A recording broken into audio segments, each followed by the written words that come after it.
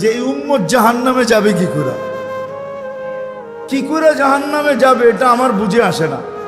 আমি তো কোথাও টোকায়া পাই না এই উম্মতে জাহান্নামে যাওয়ার সুযোগ, কোনো রাস্তা দেখি না যে এই উম্মত জাহান্নামে কি করে যাবে। কিন্তু তারপরও যাবে, এটাও সত্য। তারপরও তাহলে বোঝা গেল ওর মতো হতভাগা কেউ নেই, এই উম্মতে জাহান্নামে যাওয়ার কোনো সুযোগ নেই। আমি আপনাকে দেখাইতেছি, আসসালাতু ইলা সালাতি কাফারা, যে 5 ওয়াক্ত নামাজ পড়ে সে বুকে হাত দিয়া বলতে পারে 24 ঘন্টার গুনাহ মাফ। কেন? হাদিস তো সত্য না মিথ্যা। এখন হুজুররা কইব সগীরা গুনাহ মাফ হয়ে যায়, তাহলে আপনি সগীরা গুনার দলে, আরেক দল হুজুররা আছে যারা বলে কবিরা গুনাহ মাফ হবে। আমি কবিরা গুনাহ আলাদের পক্ষে, নামাজে কবিরা গুনাহ মাফ হয়। কি নামাজে মাফ হয়? হয় না? যদি না হইতেন, আরে ইস্তেগফার লাগবে না মেয়ে, যদি না হইতেন তাহলে আল্লাহর রাসূল কেন ওসমান রাদিয়াল্লাহু তাআলা আনহুকে শীতের মৌসুমে বসন্তের সময় বাহিরে নিয়া গাছের ডাল নাড়া দিয়া সমস্ত পাতাগুলা ঝরায়া তারপরে কেন বললো আমার উম্মত যখন ফরজ নামাজ পড়ে গুনাহগুলা এইভাবে ঝরা যায়? ওইখানে কি বলছে নাকি বড় পাতা ছোট পাতা? ওইখানে তো পাতা একটাও ছিল না, ঠিক না? আল্লাহর রাসূল বুঝাইছে কোনো গুনাহই থাকবে না, নামাজ নিজেই ইস্তেগফার। আবার ইস্তেগফার কি? নামাজ নিজেই ইস্তেগফার, নামাজ নিজেই, নামাজ নিজেই জিকির। জিকির আছে কি? নামাজের চেয়ে বড়? আকিমিস সালাতা লিযিকরি, নামাজের চেয়ে বড় জিকির আবার কি? নামাজ নিজেই ইস্তেগফার, নামাজ নিজেই, নামাজ নিজেই সোয়াশের অ্যাকশন না খালি। আপনি নামাজ চিনেন? যদি সোয়াশের না হইতো আল্লাহর রাসূল কেন বলতো ইদা সালুহা সালুহা সাইরুল আমাল? নামাজ ওকে, তোমার পরিপূর্ণ জীবনটা ওকে, সর্বলাইন ওকে, সর্বদিক ওকে। তাহলে নামাজের ভিতরে যদি ইস্তেগফার না থাকতো তাহলে এটা কি করে হইতো? সমস্ত বন্দেগীকে গ্রহণযোগ্যতা পাওয়ার জন্য নামাজকে গ্রহণযোগ্যতামূলক বানাইতে হবে। নামাজ ওকে, সব ওকে। তো যেটা বুঝাইতেছিলাম পূর্ণতা, 24 ঘন্টা যে 5 ওয়াক্ত নামাজ পড়লো ওর তো সব গুনাহ মাফ, ও দোজখে যায় কি করে? আর তারপরেও যদি কিছু বেঁচে গেল তো বলতেছে আল জুমাতু ইলাল জুমাতি কাফারা, এক জুমার থেকে আরেক জুমায় পা দিবে পুরা সপ্তাহটা মাফ, সপ্তাহটা। তারপরেও যদি কিছু বেঁচা যায় তাহলে ওই ব্যক্তি দোজখে যায় কি করে? আমাকে বুঝান। তারপরেও যদি কিছু বেঁচে গেল তাহলে একটু আগে তো বললাম ওই যে রান আউটের থেকে বাঁচাইয়া দিয়েন, ঠিক না? রমজানে পা দিতে দেরি, রমাদান ইলা রমাদান কাফারা, রমজান থেকে রমজানে পা দিতে দেরি, পুরা বছরের গুনাহ মাফ হইতে দেরি, মাফ হইতে দেরি হয় না। কেন? মৌসুমে চলে আসছে, মৌসুমে চলে আসছে, মৌসুমে। আমরা তো ভাবি না প্রত্যেক ইফতারির সময় আল্লাহ 70,000 লোককে জাহান্নাম থেকে মুক্তি দেন। আপনি মনে করবেন 70,000 মুক্তি পায় নাকি? হুজুররা কইব হাদিসে তো 70,000 আছে। আমি বলবো না, 70,000-এর চেরম এই প্রবাদ বাক্যটা সত্য। শিশুর পিতা ঘুমিয়ে আছে সব শিশুরই অন্তরে। আমিও বলবো 70,000-এর পিঠে আরো কয়েক 70,000 ঘুমায় আছে। কেমনে জানেন? এই 70,000 কিয়ামতের দিন উঠা দাঁড়াবে আর বলবে আল্লাহ অধিকার দিবে সুপারিশের। এরা দাঁড়াবে আর সুপারিশ করে কয়েক 70,000 নিয়ে যাবে, ঠিক না? যেমন আল্লাহর রাসূল বৈশা আছেন, তো জিবরিল আলাইহিস সালাম হাসতে হাসতে আসছে, বড় খুশি আজকে। আল্লাহ রাসূল জিজ্ঞাসা করছে এত খুশি কেন? বলছে সুসংবাদ নিয়ে আসছি, আপনিও খুশি হয়ে যাবেন। বলছে কি সুসংবাদ? 70,000 উম্মত আপনার হিসাব কিতাব ছাড়া জান্নাতে যাবে। তো শুনতে দেরি, চেহারা মলিন হইতে দেরি হয় নাই। তো জিবরিল আলাইহিস সালাম বললেন এটা কি?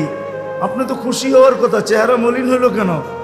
মাত্র 70,000, আমার সাহাবী তো 1.25 লক্ষ। কিয়ামত পর্যন্ত উম্মতের কি হবে? এই জন্য চেহারা মলিন। আপনি কি নিতে রাজি না?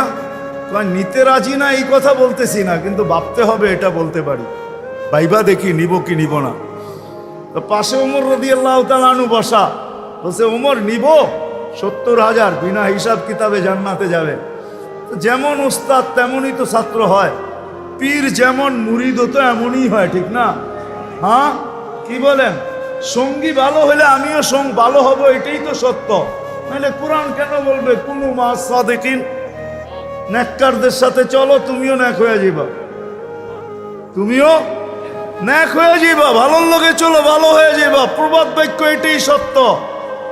সৎ সঙ্গে স্বর্গবাস, অসৎ সঙ্গে সর্বনাশ, এটাই সত্য।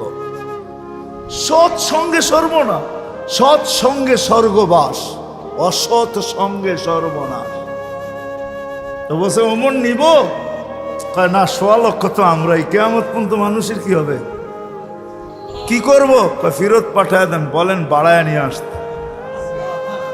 তো বলছে মশওয়ারা হয়ে গেছে, নিতে পারি না, আল্লাহকে বলো বাড়ায় দিতে। আল্লাহ আল্লাহ, ঠিক না?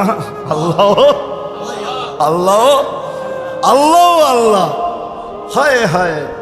কার আল্লাহ কিরকম আমি জানি না, কিন্তু মুহাম্মদুর রাসূলুল্লাহর আল্লাহকে দেখলে অন্যরকম দেখা যায়। হায় হায়, আমি মনে হয় বুঝাইতে পারি না আপনাদেরকে। আপনি বলবেন পৃথক করলেন কেন? না, এটা পৃথক না, এটা অন্য জিনিস বুঝাইতে চাইতেছি। মুহাম্মদুর আম্মাজান নিজে বলছেন, আম্মাজান আয়েশা রাদিয়াল্লাহু তাআলা আনহা বলতেছেন, ইয়া রাসূলুল্লাহ, আপনার ইচ্ছায় আপনার আল্লাহ এত তাড়াতাড়ি করে কেন? বুখারীতে আছে, বুখারীতে। যারা বুখারী পড়ায় ওদেরকে জিজ্ঞেস করেন, আপনার আল্লাহ আপনার ইচ্ছায় এত তাড়াতাড়ি করে কেন? আপনার আল্লাহ আপনার ইচ্ছায় যদি আম্মাজান বলতে পারে, তাহলে আমিও বলতে পারি। কার আল্লাহ কিরকম এটা আমার বিষয় না, কিন্তু মুহাম্মদুর রাসূলুল্লাহর আল্লাহ মুহাম্মদুর রাসূলুল্লাহর সাথে অন্যরকম। সারাদিন বন্ধুর দিকে তাকায় থাকে, বন্ধু নারাজ করা যাবে না। হায় হায় হায় হায়। তো পাঠায় দিছেন, জিবরিল আলাইহিস সালাম ফিরে আসছে। তো বলছে, জিবরিল কি খবর? আল্লাহ বলতেছেন বাড়ানো যাবে না, আপনাকেও নারাজ করা যাবে না। বাড়ানো যাবে না, আপনাকেও। আপনি বলবেন এটা আবার কি করে সম্ভব? বাড়াবে না আবার আপনাকে নারাজ করবে না, এটা সম্ভব কি করে? আল্লাহ পদ্ধতি দিয়া দিছেন, বন্ধু বাড়ানো যাবে না, কিন্তু আপনাকেও নারাজ করা যাবে না। পদ্ধতি 70,000-এর প্রত্যেক ব্যক্তি 70,000 হাতে ধরে জান্নাতে নিয়ে যাবে।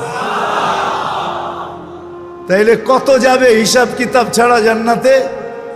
কত? 490 কোটি উম্মত যাবে হিসাব কিতাব ছাড়া জান্নাতে। এই জন্যই বলতেছিলাম, প্রতিদিন ইফতারের সমাজে 70,000 আল্লাহ জাহান্নাম থেকে মুক্তি দেন। 70,000 দেন না, ওদের পিঠের ভিতরেও আরো কয়েক 70,000 এরকম লুকানো আছে, ওটি সহ কিয়ামতের দিন যাবে ইনশাআল্লাহ। মৌসুম দিছিলেন, মৌসুম দিছিলেন, যেখান থেকে প্রথমে ছিলাম আবার চলে যেতেছি। লক্তা লম্বা হয়ে গেছে অনেক দূর।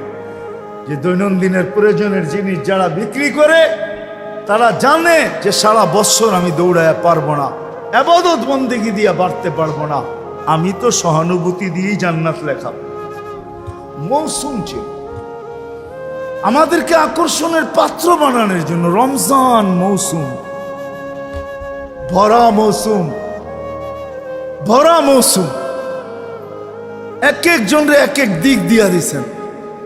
আপনি মনে করেন কেমন মৌসুম, কেমন আকর্ষণের পাত্র বানানোর জন্য আল্লাহ আল্লাহর রসুল কতটুকু নিচে চলে আসছেন, কতটুকু নিচে। যদি আপনি ভাবেন তাহলে বুঝবেন। আল্লাহ রসুল বলছে, যে কাউকে পেট ভরা রোজার দিন খাওয়াবে, তাকে আল্লাহ জান্নাত লেখা দিবে, জাহান্নাম থেকে মুক্তি দিবে, গুনাহ মাফ করবে। তো সাহাবা আয়েশা বলছে, ইয়া রাসূলুল্লাহ, পেট ভরা আমরাই তো খাইতে পাই না, কারে খাওয়াবো? আমরাই তো খাইতে পাই না, কাকে কোত্থেকে খাওয়াবো?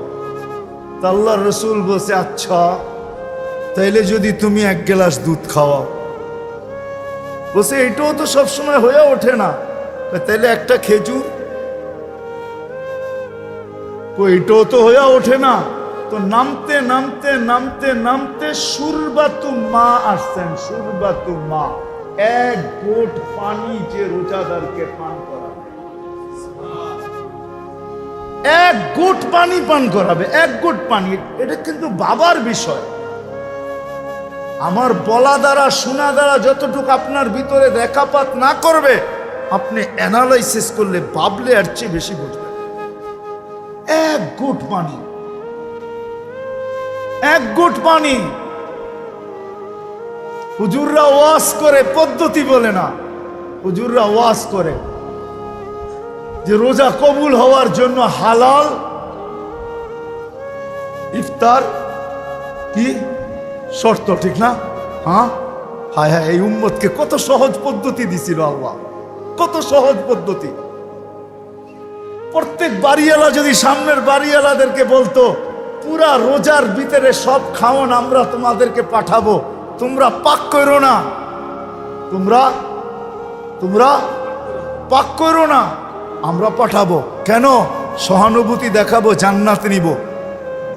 সহানুভূতি দেখাবো আর জান্নাত নিব, জান্নাত নিব। আর সে যদি বলতো যে আমিও তোমারটা পাক করে পাঠাবো, তুমিও তোমার জন্য পাকায়ও না, আমার জন্য পাকাও, পাকাও তোমার জন্য পাকায়ও না, তাহলে দুজনের খানা হালালও হইতো, আবার দুজনের জান্নাতও লেখা হইতো, দুজনের খানা হালাল হয়ে যেত। হাদিয়া হালাল, হাদিয়া হাদিয়া হাদিয়া। আল্লাহর রসুলের জন্য সদকা হারাম, সদকা হারাম না? হ্যাঁ, কিন্তু আল্লাহর রসুল যখন ঘরে ঢুকছেন, ফুফুর ঘরে না কার ঘরে ঢুকছেন, যখন গোশত দেখছেন উপরে, ঠিক না? বলছে এই গোশত এত সুন্দর গ্রান পাকাইছে, তো খুব মজা করে মনে হয়। গ্রানই কইতেছে, ইয়া রাসূলুল্লাহ সাদাকা, কয় লাকি সাদাকাতুন ওয়ালা না হাদিয়াতুন, তোর লেগা সদকা, আমার জন্য হাদিয়া। খাওয়া না, তুই খাওয়াইলে হাদিয়া হয়ে যাবে, তাইলে প্রত্যেকের রিজিক হালাল হতো। আমার সমাজকে যদি বুঝাইতে পারতাম, তাইলে এই প্রশ্ন আমার সমাজের থেকে উঠা যেত। আমরা ফতুয়া তো দেই, মাসলা তো বলি, পদ্ধতি বলি না। আমার সমাজের প্রত্যেক ফ্যামিলি যদি আরেক ফ্যামিলিকে বলতো, বোন তোর পুরা রমজানের 30 দিনের ইফতার 2 টাইম 3 টাইমের খাওয়া আমার ঘর থেকে আসবে, সে যদি বলবে আমার ঘর থেকে তোরটা আসবে, আমার ঘর থেকে তোরটা, আমি জান্নাত নিতে চাই, তোকে হাদিয়া দিতে চাই, তাইলে এই হাদিয়ার লেনদেন যদি হইতো আর জান্নাতের আশায় হইতো, তো দুজনেরটা হালাল হইতো। কি কি কি? হাদিয়া হালাল, হাদিয়া হাদিয়া হালাল। আপনি বলতেন ও তো ওইরকম কামাইছে, কামাক না, ওটা কি আপনার দায় দায়িত্ব দিছে নাকি আল্লাহ? লাস্তা আলাইহিম বিমুসাইতির, ও কোত্থেকে কামাইছে ওর ব্যাপার। আপনাকে তো হাদিয়া দিছে, আপনাকে তো কি দিছে? আপনাকে তো হাদিয়া দিছে। ওয়ালা তাজাসসু ওয়ালা ইয়াগতাব বাযুকুম বাযা, ইসলামে তাজাসসুস নিষেধ। আমরা একটু বেশি পরহেজগারি দেখাইতে যে তাজাসসুসে লেগে যাই, আমি জানিও না যে এই তাজাসসুস আমাকে কোথায় নিয়ে যাইতেছে। আপনি ভাবছেন আপনি বড় মুত্তাকি হইতেছেন, না, মুত্তাকি হইতেছেন না। হইতে পারে এই মুত্তাকির শয়তানের চাদর আপনাকে অনেক দূরে নিয়ে যেতে পারে। নিজেকে বড় মুত্তাকি ভাইবেন না যে আমি তাকওয়া তাহকিক করি। তাহকিক করতে করতে করতে কারো পর্দা ফাঁস করে ফেলছেন আপনি। কোন মুসলমানের পর্দা ফাঁস করার অনুমতি আল্লাহ আপনাকে দেয় নাই, অনুমতি আপনাকে আল্লাহ দেয় নাই, আপনাকে দেয় নাই। আমরা দেখি তো সমাজের অনেক ক্লিপ দেখি, অনেক বয়ান দেখি, অনেক কথা শুনি, মাঝে মাঝে বড় দুঃখ লাগে। এত সংকীর্ণ মনা কেন? হ্যাঁ, আমি ওদিনই বলতেছিলাম, মনে হয় উমরার থেকে আসার পরের দিনই এক বয়ানে বলতেছিলাম যে খোদার ওয়াস্তে আমাদের তো আজকে দুরবস্থা এরকম যে আমরা টুপির কালার পর্যন্ত দেখি। হ্যাঁ, টুপির কালার দেখা ছাড়েন, কাঠটুপি উঁচা কাঠটুপি নিচা দেখা ছাড়েন, উম্মতকে এক ভাবেন এক। বিশ্বাস হয় না? তাইলে আমি আপনাদেরকে এমন ব্যক্তির রেফারেন্স দিব যার উপরে ব্যক্তিত্ব নাই। শাইখুল হিন্দ মাহমুদুল হাসান রহমতুল্লাহ আলাইহির বয়ান পড়া দেখেন, শুনা দেখেন। মাল্টার জেলখানার থেকে যেদিন উনি ফিরে আসছেন, ওই দিন সারা ভারতের ওলামারা দারুল উলুম দেওবন্দে জমা হয়েছিলেন। ওই দিন যে বয়ান উনি দিয়েছেন, ওই বয়ান আপনি পড়া দেখেন, তারপরে আপনি বুঝবেন আপনি কে, আপনি কতটুক বড় মুত্তাকি আর পরেজগার, আপনি কতটুক বড় তাকওয়াওয়ালা। ওই বয়ান শোনেন। যেদিন মাল্টার জেলের থেকে আসার পরে দারুল উলুম দেওবন্দে ভারতের সব ওলামারা জমা হয়েছেন। কিন্তু উনি সমস্ত ওলামাদের কি, হ্যাঁ, ভারতের ওনার উপরে ওস্তাদ মাত্র দুইজন। কয়জন? তিনজন। রশিদ আহমদ গঙ্গুহি, কাসেম নানতবি, মোল্লা মাহমুদ। এছাড়া কোনো ওস্তাদ ওনার নাই। তিনজন ওস্তাদে মিলে একজন ওস্তাদ। সারা ভারতবর্ষের কিয়ামতের সকাল পর্যন্ত ওলামায়ে দেওবন্দের যত ওস্তাদ আসবে, সবাই ওস্তাদ শাইখুল হিন্দ মাহমুদুল হাসান রহমতুল্লাহ আলাইহি। ওনার ওই দিনের বয়ান শোনেন। না পাইলে আমার কাছে যায়, আমি বয়ান শোনায় দেব আপনাদেরকে। না পাইলে আমার কাছে যায়, আমি বয়ান শোনায় দেব উনি কি শুনাইছে। উম্মত বানা। তো যেটা বলতেছিলাম মেরে দোস্ত, আসেন আসেন নিজেকে আকর্ষণের পাত্র বানাই। সৃষ্টির কাছে, স্রষ্টার কাছে, আল্লাহর রসুলের কাছে। সারা বৎসর দৌড়াইয়া পারবেন না, আমিও জানি। যাই আছে, ঝামেলা আছে, কাজ আছে, কাম আছে, অফিস আছে, আদালত আছে, ক্ষেত আছে, খামার আছে, মেইল আছে, ফ্যাক্টরি আছে, দোকান আছে, পাট আছে, হাট আছে, বাজার আছে, রোড আছে, ঘাট আছে, ঘর আছে, বাড়ি আছে। সারা বৎসরে দৌড়াই আপনি পারবেন না। এই জন্য রমজান এক মৌসুম দিছেন যে তুমি অতীত বৎসরের যত পূর্ণতা, অপূর্ণতাকে পূর্ণ করতে চাও, অতীত বৎসরের শূন্যতাকে দূর করতে চাও, অতীত বৎসরের যত কমি খামি হয়েছে এটাকে পুরা করতে চাও, শুধু অতীত বৎসরের না। হিসাব করলে দেখা যায় 89 বৎসর 2 মাস। এক রমজান পুরা করা যায় 89 বৎসর 2 মাস। আরেকটাই গেলে আর আপনারা বুঝবেন না, ওইটা তাসালসুল লাজেম হয়ে যাবে। আর হুজুররা ফতোয়া দিবে তাসালসুল জায়েজ নেই।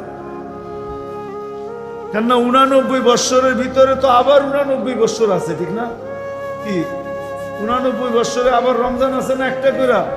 তো এটা হিসাব করলে কোন জায়গায় ঠেকবে যায়, ঠিক না? কি করেন, কোন জায়গায় ঠেকবে, ঠিক না? কোন জায়গায় ঠেকবে? এই জন্যই তো কিতাবে এক জায়গায় পাওয়া যায় যে এই উম্মতকেই কাউকে কাউকে আল্লাহ বলবে যে যা দিলাম খুশি কিনা। কেননা জানে তাসালসুল টানতে গেলে ও আবার বইলা বসে কিনা যে আমাকে তো এতটি দিতে হবে। এই জন্য আল্লাহ একজনকে বলবে জান্নাতে যাওয়ার পরে যে কি চাস, তো বলবে আল্লাহ দুনিয়াটা যেদিন বানাইছেন আর যেদিন ধ্বংস করছেন, আর মানুষ তার বিবেক, বুদ্ধি, বিদ্যা, মেধা, শ্রম সবকিছু ব্যয় করে দুনিয়াটা যতটুকু উন্নত করছিল, হাইলাইট করছিল, আবাদ করছিল, এই পুরাটা আমি চাই।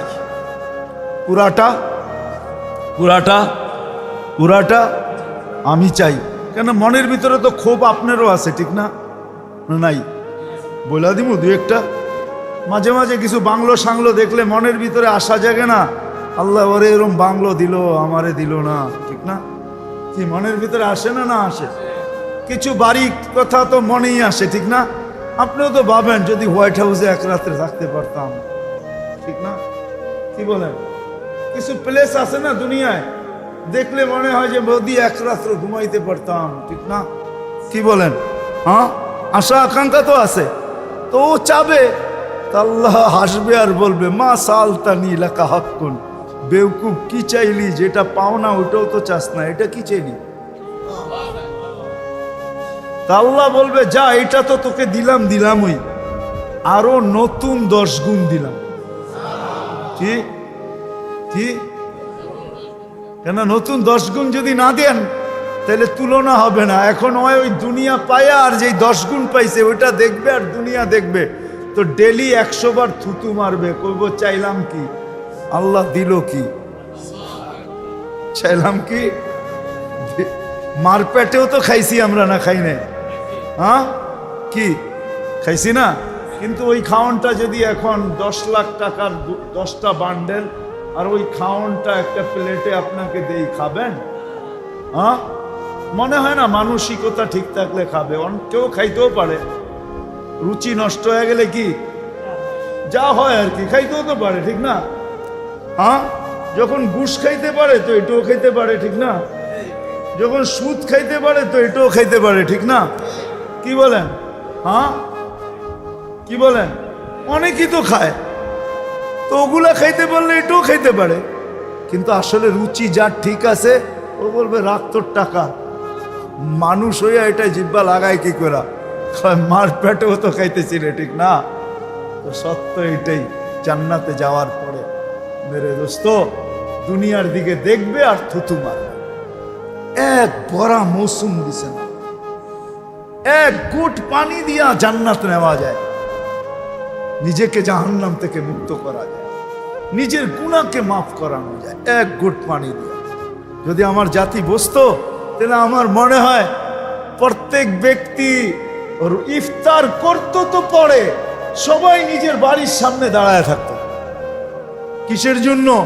যে দেখি আজান লগ্নে কাউকে পাই কিনা, ওকে এক গুট পানি দিয়া, একটা খেজুর দিয়া, একটা কি বলে এটাকে, বেগুনি দিয়া, একটা আলুর চপ দিয়া, একটা পেঁয়াজু দিয়া ওর রোজাটা খোলাইতে পারি কিনা।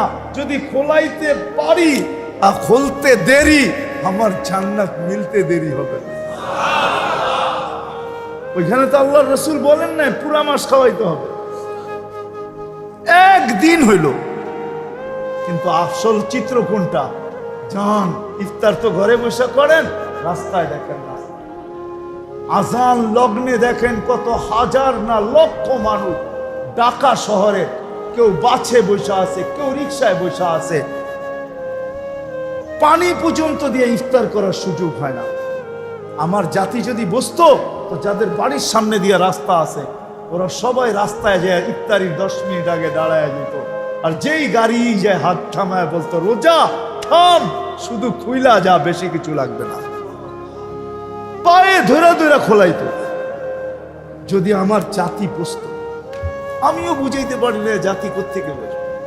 এই জন্য আসেন, কথা শুরু এইখান থেকেই ছিল। দিনই কথা যত ধ্যান খেয়াল একাগ্র চিত্তে শুনল